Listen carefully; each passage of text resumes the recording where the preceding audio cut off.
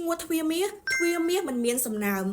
នៅជាមួយដៃគូហើយចាប់ផ្ដើមមានការឈឺផ្សាក្តៅកាហាយមានការធ្លាក់សខុសពីធម្មតាក្រោយពេលនៅជាមួយគ្នាធ្លាក់សបែបកកដំដុំស្អិតខាប់មានពណ៌មានក្លិនមានរមាស់មានឡើងកន្ទួលដូចជាចាំងថ្ងៃមានការឡើងដុះដុំសាច់ដូចជាគ្រាប់មុនដូចជាកពឹសក្រូចខ្លាយក្រូចឬក៏ដុះជាកញ្ចុងដូចផ្កាខាត់ណាឲ្យតែពេលនៅជាមួយគ្នាហើយគឺចាប់ផ្ដើមមានអាការៈទាំងអស់នេះមិនថាបងបរោះឬក៏បងស្ត្រីរដូវក៏ចាប់ផ្ដើមមកមិនទៀងទាត់ហើយពេលដែលមកម្ដងគឺមានការឈឺចាប់ពេលមករដូវចាប់ផ្ដើមមកតិចជាងមុន stress តានតឹងអត់ចង់នៅជាមួយនឹងដៃគូកើតផ្សិតទ្វាមាសរលាកទ្វាមាសរលាកស្បូនកើតកាមរោគបងប្អូនដែលកំពុងតែជួបបញ្ហាទាំងអស់នេះនាងខ្ញុំសូមណែនាំបងប្អូនមកប្រើជាមួយនឹងផលិតផលធម្មជាតិ Fimi ព្រោះ Fimi នេះគឺបកាយខ្លាំងណាស់បងប្អូនញ៉ាំតែមួយថ្ងៃ2ដងមួយដងតែមួយគ្រាប់ទេនឹងបាត់ទៅលើបញ្ហាទាំងអស់នេះសម្រាប់បងដែលគាត់អស់ជំរឿក្នុងការដោះស្រាយហើយប្រើទៅមិនធូរមិនបាត់ប្រើត្រឹមតែមួយធូរមួយអន់ទៅរើឡើងវិញបងប្អូនអាចប្រើជាមួយនឹង Fimi បាន